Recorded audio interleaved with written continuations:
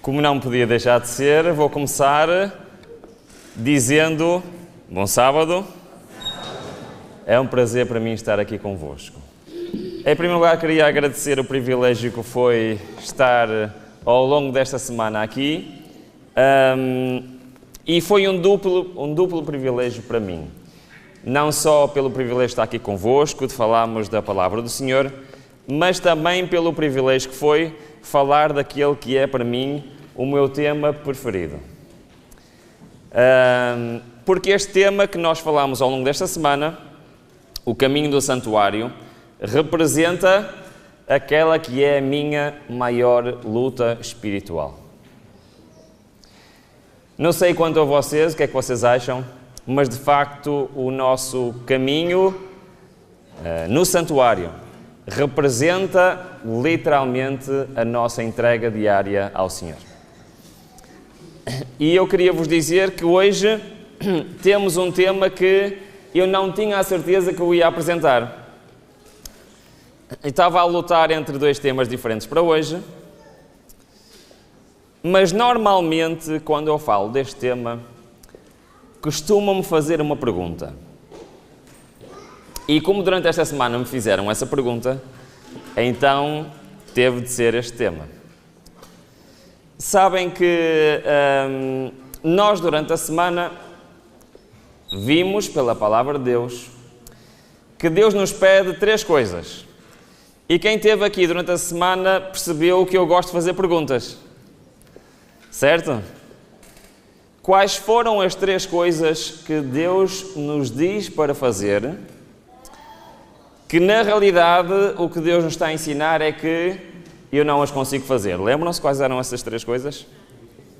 Purificai-vos, muito bem, santificai-vos e obedecei. Ok?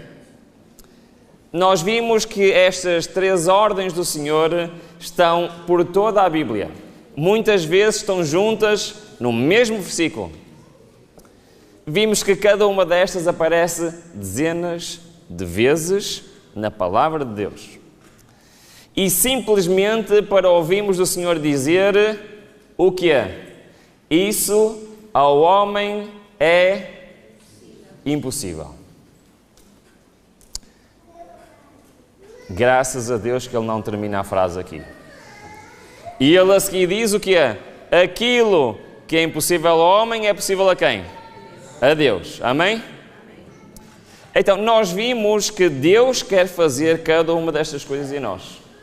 Quer nos purificar, quer nos transformar e quer habitar em nós. Certo? Foi isso que vimos ao longo de toda a semana. No entanto, nós vimos também que para isso acontecer, eu tenho que entregar a minha vida nas mãos de quem? Deus quer me transformar e eu tenho de deixar. Mas dizer que confio no Senhor, dizer que quero fazer a sua vontade, é fácil. É fácil ou não é? Dizer. Não custa muito dizer. A dificuldade na vida do cristão não é entender o Evangelho. A dificuldade da vida do cristão não é saber o que tem que fazer. A dificuldade da vida do cristão é viver de acordo com aquilo que ele acredita.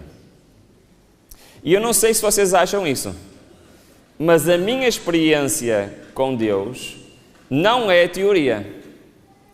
A minha experiência com Deus e a minha luta com o Senhor é como pôr em prática.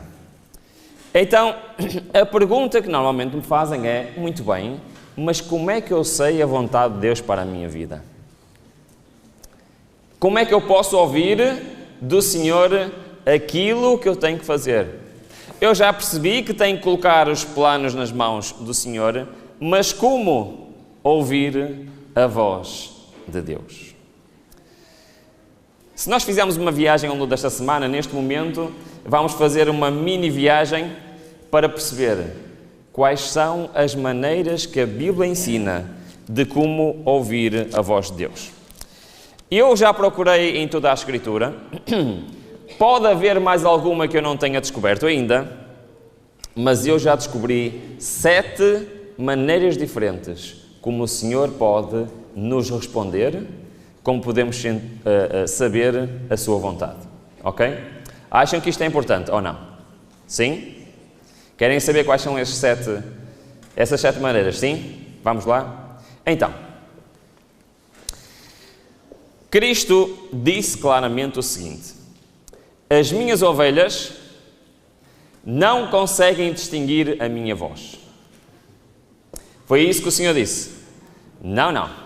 Ele disse: as minhas ovelhas ouvem a minha voz, eu as conheço e elas me seguem. Boa. Mas diz: aquele que pertence a Deus ouve o que Deus diz. E estava a falar para alguém que dizia o quê? Vocês não ouvem porque não pertencem a Deus. Então, primeira pergunta. Esta não é daquelas difíceis, está bem? Primeira pergunta. Deus quer ou não que eu ouça a sua voz? Sim. Certo? Então é importante nós sabermos como. Então vamos lá. Como ouvir a voz de Deus em 7 etapas. A primeira é bem simples, todos nós conhecemos. Reparem bem o que é que diz em Josué. O seguinte: não se aparte da tua boca o livro desta lei, antes medita nele de dia e de noite, para que tenhais cuidado de fazer conforme tudo o que nele está escrito. Porque então farás prosperar o teu caminho e serás bem-sucedido. Não te mandei eu? Esforça-te e tem bom ânimo. Não te atemorizes, nem te espantes, porque o Senhor Deus está contigo por onde quer que andares. Ora, já ouviram este versículo, certo? Eu tenho a certeza que já o ouviram. Ora, quero fazer uma pergunta. Está-se a referir a quê? Diz logo no início: não se aparte a tua boca do livro desta. Isto é muito interessante porque, reparem, porque creio na Bíblia. A Bíblia é para mim a revelação de Jesus Cristo. Perguntais porque creio em Jesus, porque é para mim um divino Salvador. Porque creio na Bíblia? Porque achei que ela é a voz de Deus falando à minha alma. Podemos ter em nós mesmos o testemunho de que a Bíblia é verdadeira e de que Cristo é o Filho de Deus. Ora, isto tem a ver alguma coisa com o que estudamos esta semana? O que é que vocês acham? Sim?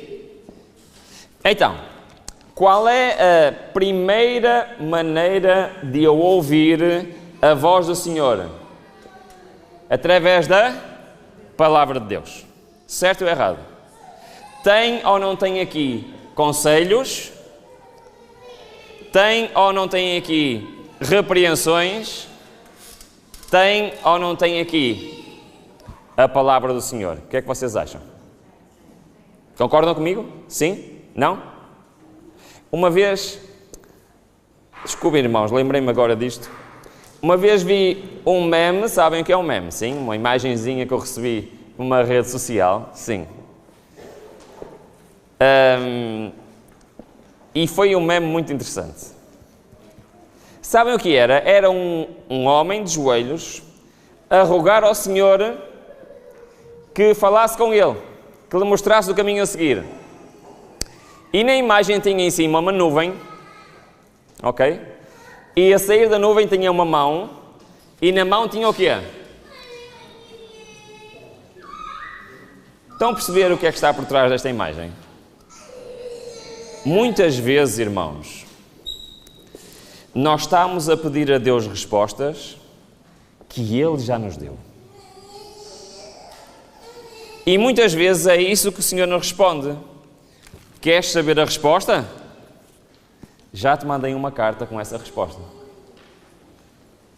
E por isso, a principal maneira de nós ouvirmos a palavra de Deus a falar conosco é pela Escritura. Concordam com isto ou não? O que é que vocês acham? Sim? Ok, muito bem. Então, devemos considerar que a Bíblia é importante. Nós vimos que a Bíblia é fundamental para a nossa vida espiritual ao longo desta semana. Agora quero-vos fazer outra pergunta. Se nós recebêssemos um convite para ter uma audiência com a pessoa neste mundo mais importante para vocês, seja lá quem essa pessoa fosse, nós provavelmente ficávamos entusiasmados, certo? Imaginem que podiam escolher qualquer pessoa e ter uma reunião privada, uma audiência com essa pessoa. Agora, nós como cristãos, imaginem que nos fizessem a pergunta se nós queríamos ter uma audiência com Deus. Já uma vez fizeram essa pergunta a vocês? Imaginem que era possível. Vinha alguém ter convosco e dizia: queres ter uma audiência particular com Deus? Qual era a tua resposta? Qual era a tua resposta? Sim ou não? O nosso maior desejo não é passar a eternidade com Deus? É por isso que estamos aqui. Então, muitas vezes nós nos esquecemos disto. Porque reparem, a Bíblia é a voz de Deus a falar-nos. Acreditamos nisto, sim ou não? Tão seguramente como se a pudéssemos ouvir com os nossos ouvidos. Se compreendêssemos isso, abriríamos a palavra de Deus com respeito e buscaríamos seriamente as suas leis. Ler e contemplar as Escrituras seria considerado o quê? Uma audiência com o Deus eterno. E eu posso ter uma audiência com o Deus eterno sempre que eu quiser. Agora a pergunta vem: então, por que eu tenho tão poucas audiências com o Deus eterno? E muitas vezes eu sinto-me perdido neste mundo sem saber que direção hei de tomar. E peço a Deus, por favor, Deus, orienta a minha vida, dirige a minha vida, mostra-me o que eu hei de fazer. E sabem o que é que Deus responde? Eu estou aqui à tua espera. Por isso, a primeira maneira de nós ouvirmos a palavra de Deus é pela palavra escrita. Mas temos mais maneiras. Paulo, a falar a Timóteo, diz o seguinte: conjuro-te, pois, diante de Deus e do Senhor Jesus Cristo, que há de julgar os vivos e os mortos, na sua vinda e no seu reino, que faças o quê? O que é que ele estava a dizer àquele jovem? Que pregues a tua opinião. Que pregues aquilo que aprendeste na universidade. Que pregues aquele teu autor preferido. Foi isso que ele disse? Não. O que é que ele disse? Que pregues a palavra. Nós, na realidade, só pregamos quando estamos a pregar o quê?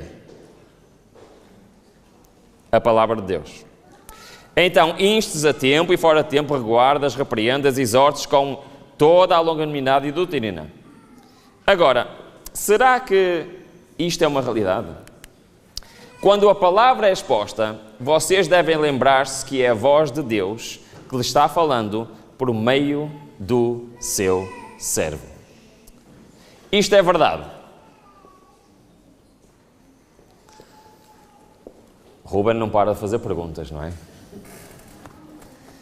Isto é verdade. Vocês acreditam nisto? Agora eu vou fazer uma pergunta um bocadinho diferente. Isto é sempre verdade? Eu estou a ouvir duas respostas diferentes, estou a ficar confuso.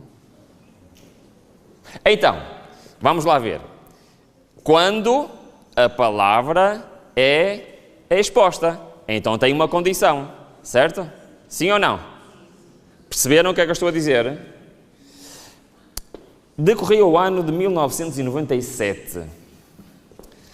Já sabem quando eu digo uma data que vou contar alguma coisa, não é? Eu tinha 18 anos.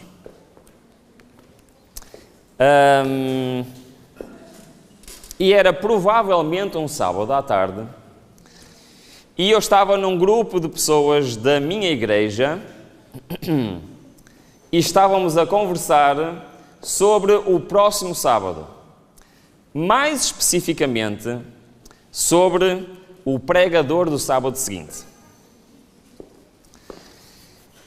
Felizmente, eu já não me lembro com quem eu estava a conversar, ok? Lembro da conversa, mas não me lembro com quem eu estava a conversar. Nessa conversa, alguém disse, é o irmão X que vai pregar. Que aborrecimento. Aquele irmão é uma seca quando ele está a pregar, só nos dá sono. Então, reparem, isto pode parecer caricato, mas naquele momento, aquilo foi algo de muito estranho para mim. É que eu não sabia como aquele irmão pregava, apesar de eu ter estado na igreja dezenas de vezes com aquele irmão a pregar. Perceberam o que eu disse? E eu não tinha a noção se aquele irmão pregava bem ou não, mesmo estando na sala, quando ele estava a pregar. Sabem porquê? Porque eu não ouvia absolutamente nada do que os pregadores pregavam. Eu tinha 18 anos e quase não tinha ouvido nenhum pregador, porque estava distraído com as minhas coisas, ou com conversas, ou com isto, ou com aquilo, e eu preferia estar nisso do que estar a ouvir o pregador. Então, durante aquela semana, aquela conversa, em vez de ser nas qualidades do pregador, foi que eu reparei que não fazia a mínima ideia como é que aquele pregador pregava. Eu não sei se isso já aconteceu com vocês, mas aconteceu comigo. Então, durante aquela semana, eu disse assim, não pode ser. Eu, no próximo sábado, vou fazer um esforço e vou ouvir tudo o que aquele pregador tem a dizer, para eu, no fim, quê? Ter uma opinião, certo? Ó, irmãos, é assim. É verdade que nem todos temos os mesmos dons. De facto, o Senhor não era o melhor pregador do mundo, não é? Mas naquele sábado, o Senhor tocou o meu coração através daquele irmão que era muito chato a pregar. É que, apesar de ele não ser o melhor pregador do mundo, Deus tocou o meu coração, porque ele pregou a palavra de Deus. E a partir desse dia até hoje, eu faço questão de ouvir tudo o que um pregador prega, porque eu sei que a qualquer momento o Senhor pode tocar o meu coração pela pregação da sua palavra. Sabem que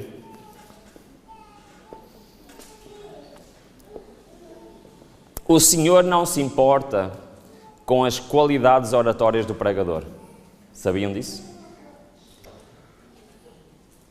O Espírito de Profecia tem uma citação que eu gosto muito. Ele diz o seguinte: o Senhor prefere o mais humilde consagrado do que o maior pregador do mundo que não tem o seu coração entregue ao Senhor.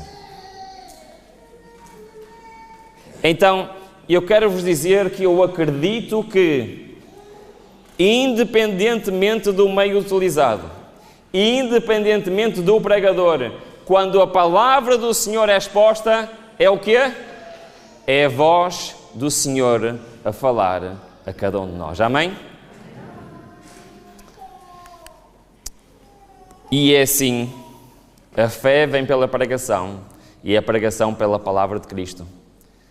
Quantas pessoas não entregam, não se decidem por Cristo através de uma palavra, através de uma ação, através de algo que alguém faz e que nesse momento foi a palavra de Deus a falar àquela pessoa. Então, já temos duas, certo? Quais são essas duas? Está no quadro, não é difícil a resposta. Então, Deus fala-nos pela sua palavra escrita, Deus fala-nos pela sua palavra através de quê? de alguém que a comunica. Bendito é aquele que partilha a palavra do Senhor. Agora, eu quero vos dizer uma coisa. Bom, vou fazer mais uma pergunta difícil. Aqui, neste local, quem, sem ser pela palavra de Deus e sem ser por outra pessoa a falar, já ouviu a voz de Deus? Ok, temos algumas mãos, muito bem. No entanto, a maioria de vocês não levantou a mão, repararam? Então vamos lá. Eu quero vos dizer que cada pessoa que já viveu neste planeta, que vive hoje neste planeta, ou que ainda irá viver, todos ouviram a voz de Deus. E digo-vos mais, todos os dias. Uma das maneiras que Deus mais frequentemente fala ao ser humano está disponível para todos os seres humanos. E isto é muito mais sério do que aquilo que nós pensamos. Ora, lembram-se que o desafio desta semana era fazer um caminho, certo? E era fazer esse caminho sem nos desviarmos para que lado? Nem para a direita, nem para a esquerda. Vimos ontem à noite o que é que isto quer dizer. A ideia é seguir em frente, ok? Mas nós também vimos que ao longo deste caminho, o caminho do santuário, quer estejamos no mundo, quer estejamos no pátio, quer estejamos no lugar santo, quer estejamos no lugar santíssimo, temos a ajuda de quem? Do Espírito Santo. Muito bem. Estiveram atentos, muito bem. Agora, reparem bem. Como é que o Espírito Santo faz isso? Isaías diz-nos o seguinte: e os teus ouvidos ouvirão a palavra que está por trás de ti, dizendo, este é o caminho. Andai nele, sem vos desviardes para quê? Para a direita ou para a esquerda. Exatamente o que lemos ontem em Deuteronômio capítulo 5, certo? Agora, a pergunta. Espera lá. Mas como é que isto funciona? Como é que Deus nos fala aos nossos ouvidos, como se fosse uma voz por trás de nós, a dizer, este é o caminho, segue-o? Como é que isso acontece?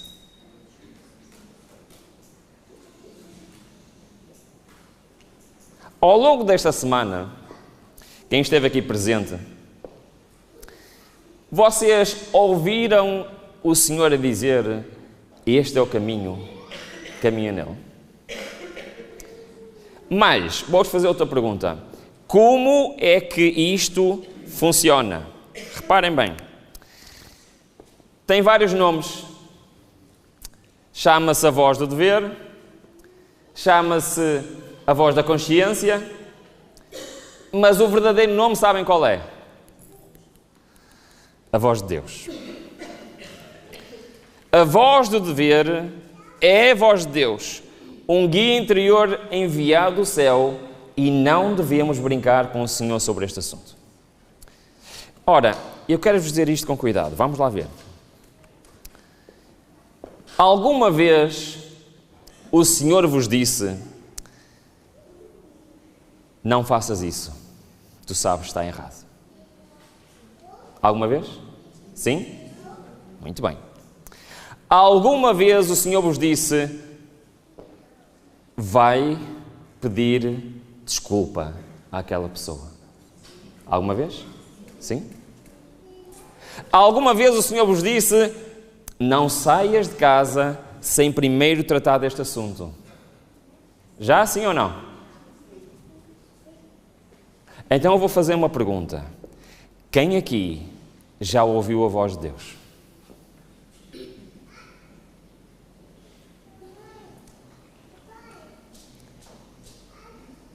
Temos a noção disto, irmãos? Que Deus fala connosco todos os dias. temos a noção de que Deus luta connosco para nos levar no caminho certo. Deus luta connosco para eu não desviar nem para a direita nem para a esquerda. E sabem quem é que é teimoso? Sou eu. Quantas vezes o Senhor já me pediu: Ruben, faz isto. Ruben, não faças isso. E o que é que o Ruben fez? Oh Senhor, deixa estar. Oh, não sejas assim. É que eu quero mesmo ver isto, eu quero mesmo fazer aquilo. Isto que acontece convosco também. Pois é. Compreendem que isto é uma luta espiritual diária que nós temos com o Senhor. É por isso que o caminho do santuário é uma luta diária. Eu aceitar a vontade de Deus para a minha vida. O Espírito Santo contende com alguns homens, algumas mulheres. Com aqueles que estão no lugar santíssimo. Não, pronto, com aqueles que também estão no lugar santo.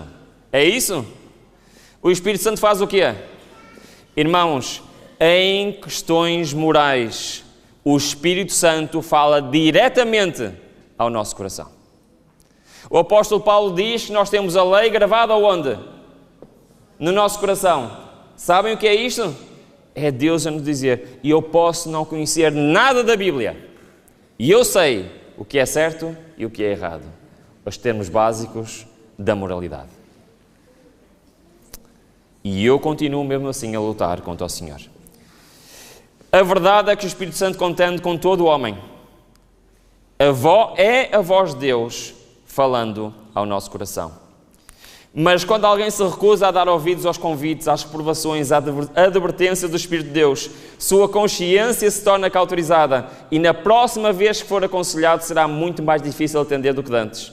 E assim, sucessivamente, a cada repetição, a consciência é a voz de Deus, ouvida em meio ao conflito das paixões humanas. Quando resistida, o Espírito de Deus é entristecido.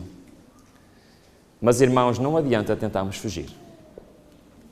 Nós podemos fugir para onde quisermos.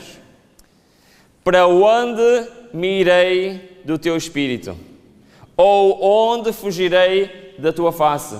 Se subir ao céu, tu aí estás. Se no Seul a minha cama, eis que tu ali estás também. Onde quer que tu estejas, independentemente da circunstância, sabem quem que vai estar lá a lutar connosco?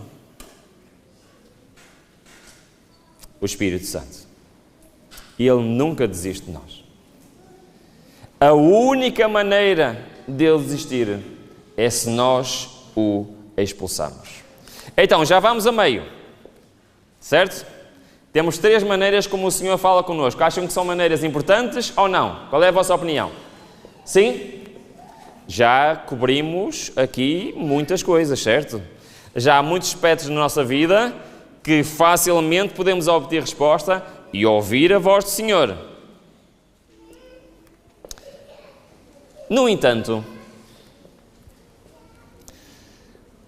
se eu quiser comprar uma casa, o Senhor vai-me dizer na minha consciência qual é a casa que eu tenho que comprar. É que a voz da consciência funciona para questões morais, certo? Certo e errado. Mas não me vai dizer o que é que eu hei de escolher e hei de fazer durante a minha vida. Sabiam disso? A não ser que seja uma questão que é moral. Se eu quiser comprar uma casa, eu posso vir à Bíblia buscar conselhos até? Sim. Mas ele na Bíblia não me vai dizer: oh Ruben, é na rua X, no número Y. Vai ou não vai? Então, há questões que nós temos na nossa vida que a Bíblia, que um pregador ou que a voz da consciência não nos responde. Por isso o Senhor forneceu mais maneiras de nós ouvirmos a sua voz. Ok?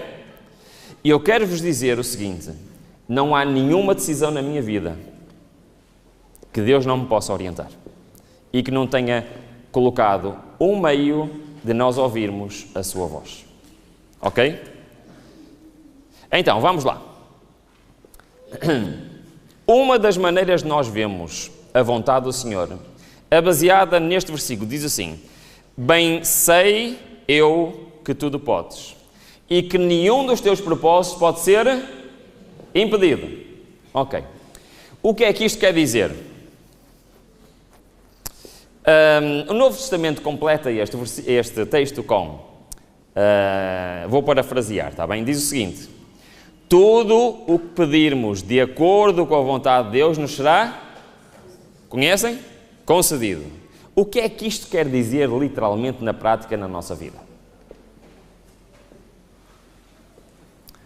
Oh Ruben, já estás tu a fazer perguntas difíceis outra vez a esta hora. Na prática, o que é que isto quer dizer na minha vida?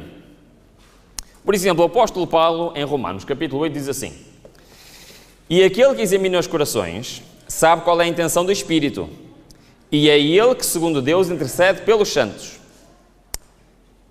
O que é que eu acabei de dizer? E sabemos que todas as coisas contribuem juntamente para o bem daqueles que amam a Deus, daqueles que são chamados segundo o seu propósito, porque que dantes conheceu, também os predestinou para serem conformes à imagem do seu Filho.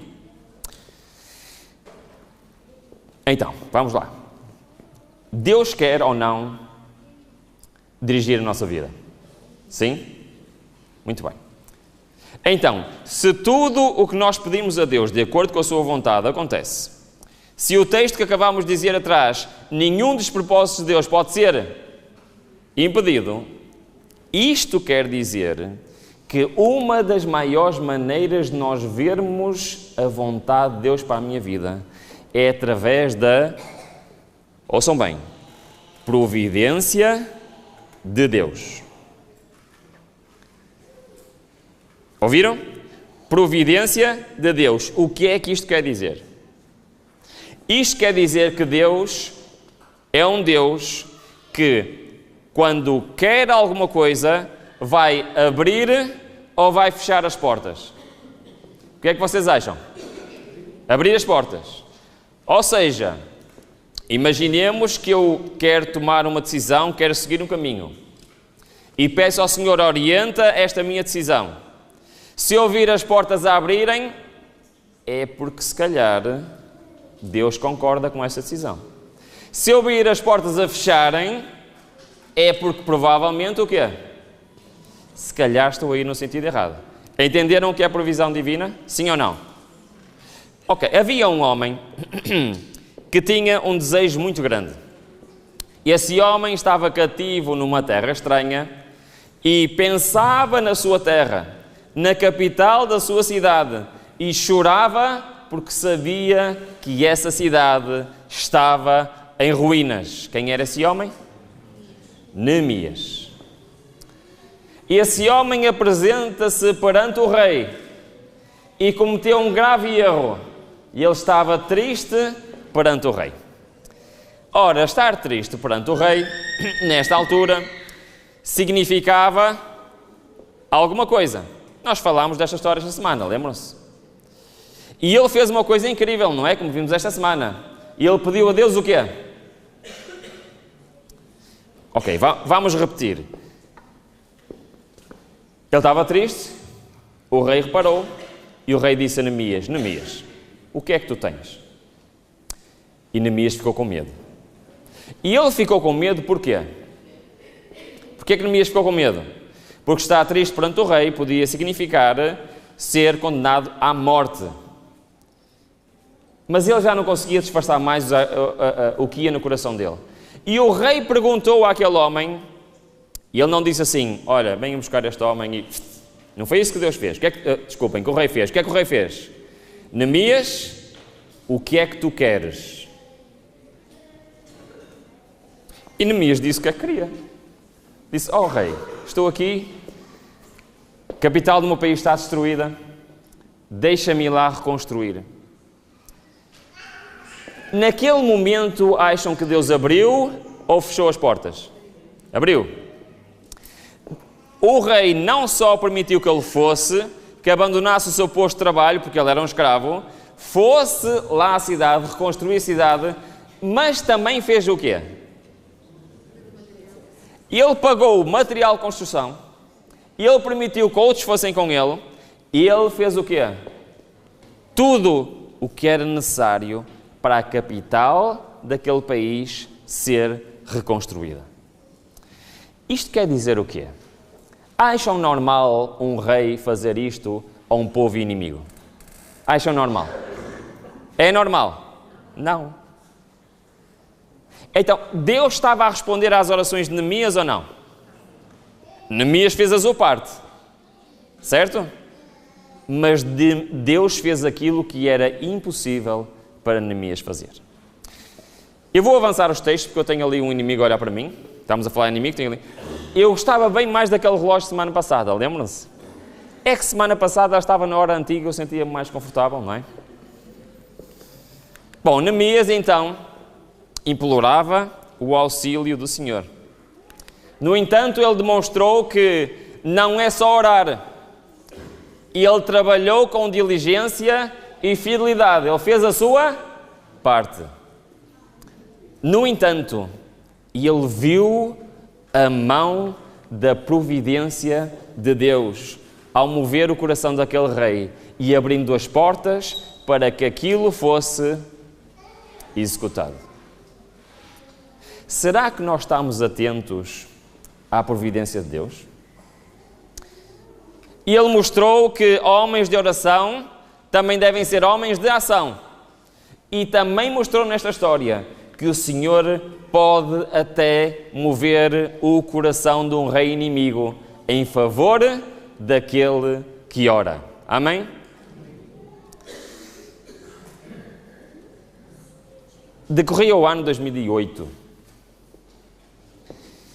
e eu tinha de tomar uma decisão muito importante.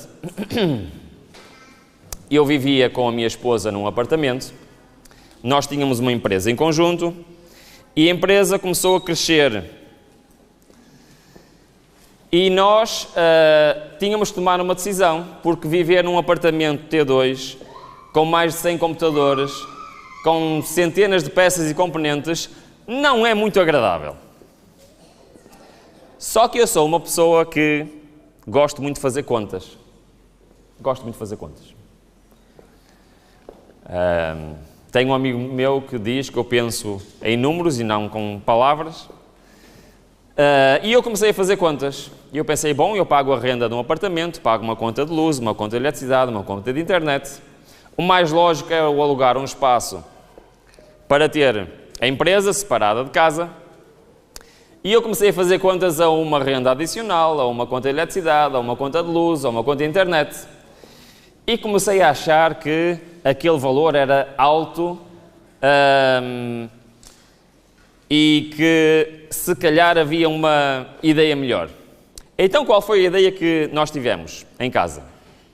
Em vez de pagarmos duas rendas e contas duplicadas e ter dois sítios arrendados, por que não comprámos uma casa com um espaço grande para podermos trabalhar lá nesse espaço? Acham que é uma boa ideia ou não?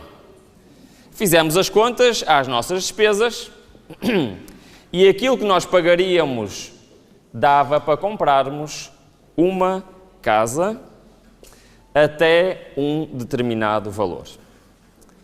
Nessa altura, nesse ano, a taxa de juros estava a 5 ponto qualquer coisa por cento, o que fazia com que o orçamento não fosse assim um valor muito alto, mas daria para comprarmos um local.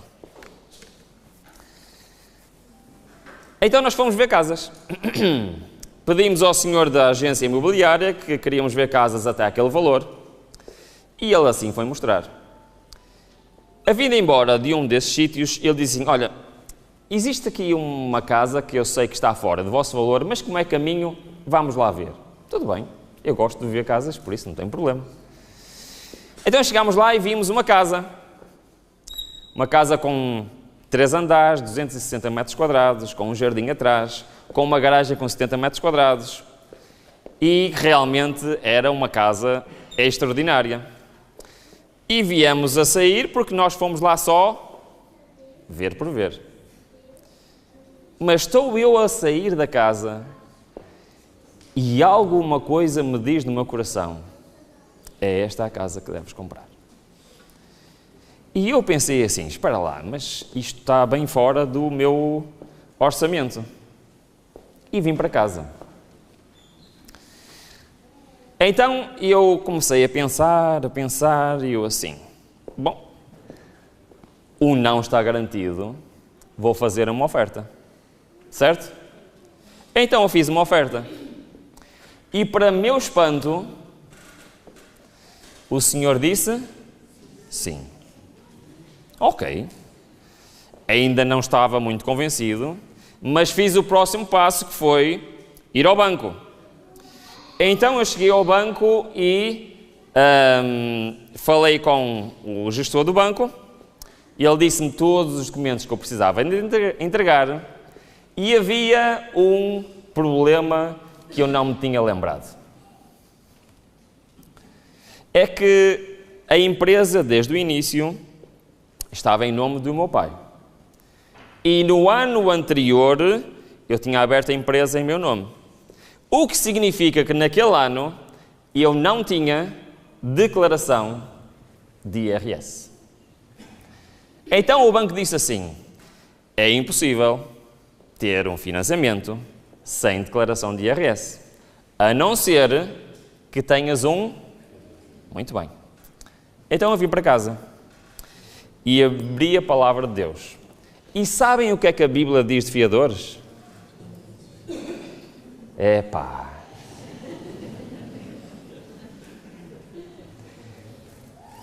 O que é que nós fazemos quando queremos que Deus dirija a nossa vida? Nós oramos. Então eu fiz um compromisso com Deus. Oh Deus, então é assim.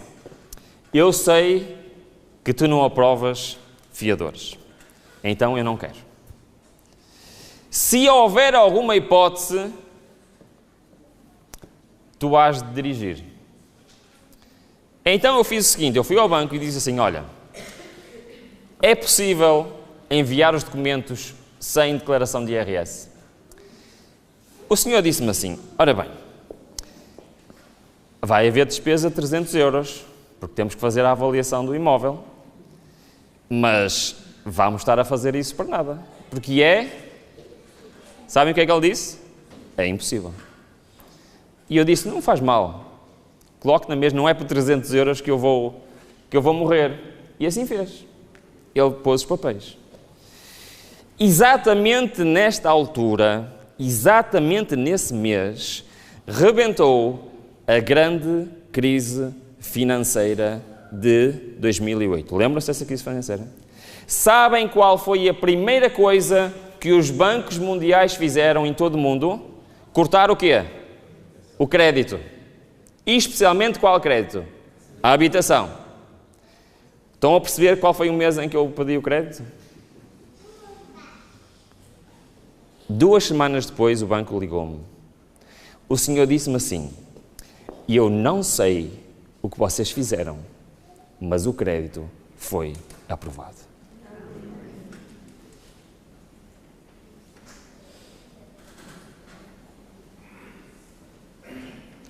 Deus abriu as portas ou não abriu? Era impossível. Mas Deus disse-me, é este o caminho a seguir. Quando nós fizemos as simulações, a prestação mensal era mais de 1000 euros. Mas quando a crise rebentou, aconteceu outra coisa. Sabem o que aconteceu às taxas de juros? Quando veio a primeira prestação em fevereiro de 2009, eu paguei quase metade da simulação. Passado poucos meses, estava a pagar 1/3 da simulação. Durante os 10 anos em que eu tive o empréstimo daquela casa, eu paguei sempre 1/3 da primeira simulação que recebi.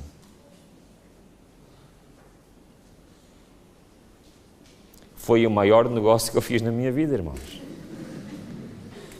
Sabem que eu vendi a casa e liquidei o empréstimo em 2001. Sabem o que aconteceu em 2001? 2021, desculpa. Sabem o que aconteceu em 2021? As taxas de juros começaram a... Os planos de Deus são incríveis para a nossa vida. Só que só funciona se eu, em primeiro lugar, quiser ouvir a voz do Senhor. E se eu, em segundo lugar, estiver confiante de que, se é vontade de Deus, o que é que vai acontecer? Irá se cumprir. Mas eu também tenho que ter o discernimento que quando Deus fecha as portas e Ele está-me a dizer: Ruben, não vás por este caminho. E eu quero vos dizer uma coisa que é, durante esta semana eu contei-vos muitas histórias. Não contei? Mas eu contei-vos todas as boas histórias. Não vos contei as vezes em que eu dei com a cabeça na parede. Não vos contei as vezes em que eu fiz aquilo que o Senhor não queria. Não vos contei as vezes em que o Senhor disse claramente: Ruben, é para ali, e o Ruben foi para ali. E chegou lá e espalhou-se ao comprido. Por isso é que eu me pergunto tantas vezes: quantos milagres Deus quis fazer na minha vida e eu não deixei. Bom, temos que avançar, desculpem. Estou-me a desviar um bocado, mas... Pois é, mas eu tenho que contar esta história também, isto vai ser muito difícil. Ok, deixa-me andar para trás, não é? Que eu já andei aqui para a frente, não sei quantas. Então, onde é que é para trás? É por aqui, tu andas sempre para a frente. Bom, já acabei de vos mostrar o resto do sermão todo, mas também só tenho mais 10 minutos, por isso vai ter que ser rápido. Então, já vimos 4 maneiras, certo? Esta quinta maneira, a primeira vez que eu fiz este sermão, eu não tive coragem de o apresentar. Tá bom? Porque eu considero que é muito perigoso. Pode ser usado indevidamente. Tá bom? Mas é um ensinamento bíblico, por isso eu tenho que falar sobre ele. E eu vou falar muito rapidamente. Diz o seguinte: quando o povo de Israel chegou e conquistou Canaã, como é que eles dividiram as terras entre eles? Como é que foi? Lançando sortes. Muito bem. Mas, quando os sacerdotes do templo tiveram que escolher quem é que ficaria em cada posição, como é que eles fizeram? Sabem? Lançaram sortes. Muito bem. Quando tiveram de escolher entre Matias e José para substituir a Judas, como é que eles decidiram? Como é que foi? Isto é um ensinamento bíblico ou não é? Ok. Posso-vos contar mais uma história? Sabem que ser patrão não é muito fácil, ok? Não quero desanimar ninguém, mas não é muito fácil. No entanto, eu sou uma pessoa que tenho muita dificuldade em delegar. Sabem o que é delegar, não é? Então, sempre na minha empresa, inicialmente era só eu e minha esposa, nós fazíamos tudo, e só colocava um funcionário quando estávamos a trabalhar 16 horas por dia e já não aguentávamos mais. Estão a perceber? No dia em que eu e a minha esposa tivemos que preparar 70 computadores sozinhos, foi quando nós chegámos à conclusão, se calhar era uma boa ideia ter alguém a ajudar, ok? Para vocês terem noção que temos aqui outra participação, para termos a noção que eu tenho muita dificuldade em delegar. Houve partes que me custaram muito a delegar. No entanto, houve uma altura em que eu precisava de colocar um funcionário para uma secção que era das mais importantes e de mais responsabilidade. E eu literalmente estava com quê? Medo de errar. Alguma vez tiveram medo de errar? Eu estava cheio de medo de errar. Ok, então... Eu lembrei-me da história da Bíblia, não é? E eu pensei assim, isto é assim um bocado estranho, mas... E eu preciso que seja Deus a escolher esta pessoa e eu não tenho coragem de escolher. Então, o que é que eu fiz? Eu decidi jejuar sobre este assunto, decidi passar um dia em oração, em consagração ao Senhor. Pedir ao Senhor que tirasse de mim tudo aquilo que me pudesse afastar da sua presença na minha vida. E no final desse dia de luta com o Senhor, eu decidi apresentar as minhas ideias a Deus. Então eu fiz uma lista de nomes que eu achava que eram as pessoas indicadas para aquele posto de trabalho. E depois, orando ao Senhor, eu pedi: Senhor, mostra-me quem eu devo de contratar. E então eu fiz exatamente isto. E eu perguntei ao Senhor pelo primeiro nome e pedi a Ele que me dissesse sim ou não. E o Senhor disse: não. Bom, tudo bem. Vamos ao segundo nome da lista. E o Senhor disse: não. E disse não ao terceiro. E disse não ao quarto. E disse não ao quinto, ao sexto e ao sétimo. Eu não sei qual é a probabilidade, irmãos, de Deus dizer que não 7 vezes seguidas, mas foi exatamente isso que aconteceu. E eu pensei para comigo: isto não está a resultar. Então o que é que eu fiz? Sabem o que é que eu fiz? Voltei a orar ao Senhor. Ó Senhor, isto quer dizer que não é para eu contratar ninguém? O que é que tu queres dizer com isto? E durante essa oração, veio-me alguém à minha mente, ok, que eu não conhecia pessoalmente. Sabia que essa pessoa existia, mas eu não a conhecia, não sabia o nome dela, nem sabia como é que essa pessoa era. E eu estava a orar e estava-me sempre a vir essa pessoa à mente.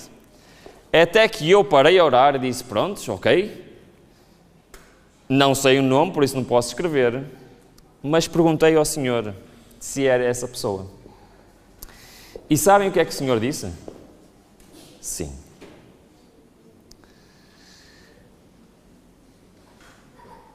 Eu já não sou o patrão dessa empresa, mas é uma pessoa fundamental lá na empresa até hoje.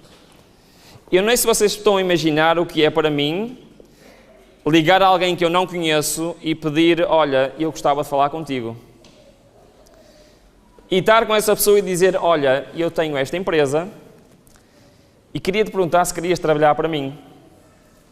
E essa pessoa disse: o quê? Sim, quero. Ora,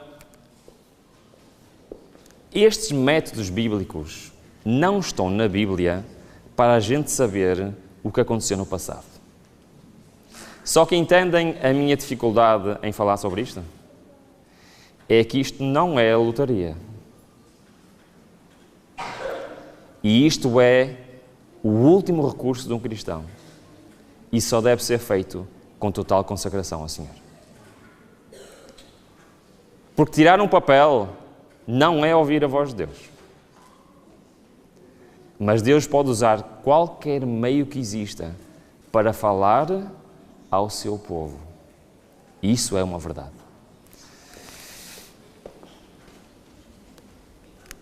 Então, a quinta maneira é esta. A última é também, a sexta, desculpem, é também uma das mais importantes. Eu vou ler rapidamente, já está na minha hora de terminar. E a última nós falamos sobre ela esta semana. Está bem? Diz o Senhor o quê? Fazei prova de mim. Durante esta semana nós vimos exatamente isto. E vimos a história de um homem que fez exatamente isto. Pois a vontade do Senhor é essa. Qual foi esse homem? Que história é que nós vimos esta semana? Lembram-se? Um homem que fez prova do Senhor com uma coisa no chão. Gideão. Fez ou não fez? E ele pediu ao Senhor A missão era que uma batalha.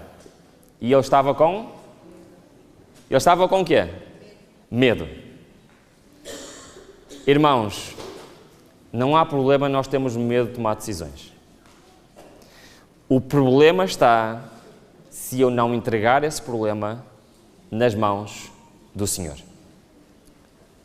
Pior do que ter medo de tomar uma decisão é não ter medo de tomar uma decisão. Isso é o grande inimigo do cristão. Porque se eu não tenho medo de tomar decisão, sabem quem é que eu estou a fazer? Quem é que está a tomar decisão? Quem? Eu. E por isso eu, como cristão, devo estar sempre a pensar, será que isto é da vontade do Senhor? E ele provou ao Senhor, e o Senhor respondeu ou não respondeu? E eu contei-vos durante esta semana a história de como o Senhor usou esta história da Bíblia para fazer isso na minha vida. Mas Deus não quer fazer isto apenas na vida do Gedeão. Deus não quer fazer isto apenas na vida do Ruben ou na vida de outra pessoa qualquer. Deus quer fazer isto na vida de cada um de nós. Eu não sei, mas eu quase todos os dias vos disse que só há um obstáculo. Já sabem de cor, não sabem? Quem é que é esse obstáculo? Sou eu. A sexta maneira de ouvirmos a voz do Senhor é provar ao Senhor: Senhor, eu não consigo. Por favor, decide tu. Mas existe mais uma. E a última é a mais importante de todas. A última é o culminar de tudo o que vimos esta semana. Eu vou ler os textos e no fim vou-vos perguntar o que é esta última. Pode ser? Aceitam o desafio? Sim? Ok. Então diz o Senhor, não que sejamos capazes por nós de pensar alguma coisa, como de nós mesmos, mas a nossa capacidade vem de... Ok? Ouviram o primeiro texto? Ok. Segundo texto. Há diversidade de operações, mas é o mesmo Deus que opera tudo em todos. Ok? Já sabem o que é? Ainda não? Vamos continuar. Porque Deus é o que opera em vós, tanto o querer como efetuar, segundo a sua boa vontade. Agora vem a pergunta. Qual é esta sétima maneira? Alguém conseguiu descobrir? Pois é. Deus, no fundo, no final das contas, não quer que eu lhe pergunte a sua vontade. Oh, Ruben, desculpa lá, mas tu acabaste de nos mostrar 10 maneiras de ouvirmos a voz de Deus, sabemos a sua vontade, e agora estás a dizer que Deus não quer isso? É verdade. Sabem porquê? Porque Deus quer que eu seja a sua vontade. Deus quer habitar em mim e fazer a sua vontade em mim. Esse é o plano final do Senhor. Isto é o culminar de tudo o que nós vimos esta semana. Deus não só quer que eu saiba a sua vontade, Deus quer que eu seja a sua vontade nesta terra. A natureza humana está sempre lutando por se manifestar. Este sou eu. A pessoa que é aperfeiçoada em Cristo deve primeiro ser esvaziada do seu orgulho, da sua autossuficiência. Então, obrigada pelo hino que cantastes. Então haverá silêncio no coração. E a voz de Deus pode ser ouvida. Assim o Espírito poderá encontrar livre acesso. Deixe Deus trabalhar em e através de nós. Amém? É isto que Deus quer fazer na minha vida. Então você poderá dizer como Paulo: logo já não sou eu quem vive, mas Cristo vive em mim. mas até que eu seja sacrificado no altar. É lá no sacrifício que tudo começa. E Deus diz-nos, é no altar que tu tens de ser sacrificado. Foi isso que vimos esta semana ou não foi? Foi.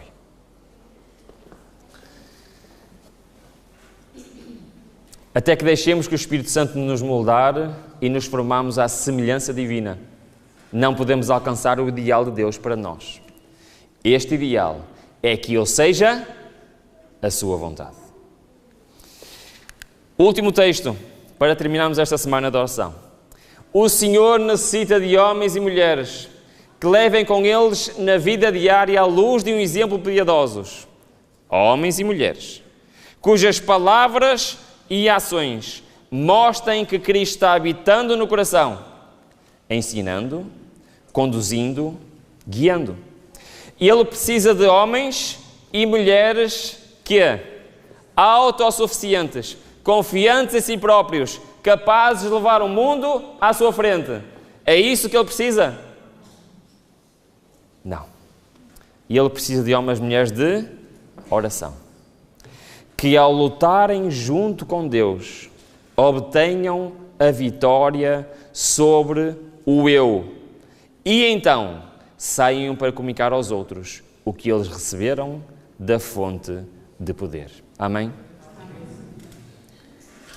Este é o maior desafio do ser humano. Fazer o caminho do santuário. Este desafio não é apenas aceitarmos a Cristo, é aceitarmos que eu sou um sacrifício vivo para o Senhor. Cristo quer tomar conta da tua vida. Cristo quer tomar conta da minha vida. E Ele não quer só me purificar, me perdoar. Ele não quer só me transformar, me santificar. Ele quer que eu entregue o meu coração nas suas mãos. Deus quer guiar a tua vida. Deus quer guiar a minha vida. A maior decisão que eu posso tomar é deixar o Senhor agir em mim. O resumo da mensagem desta semana é: Ruben, para de impedir a ação de Deus na tua vida. O meu desejo e oração é que todos nós façamos isso. Amém.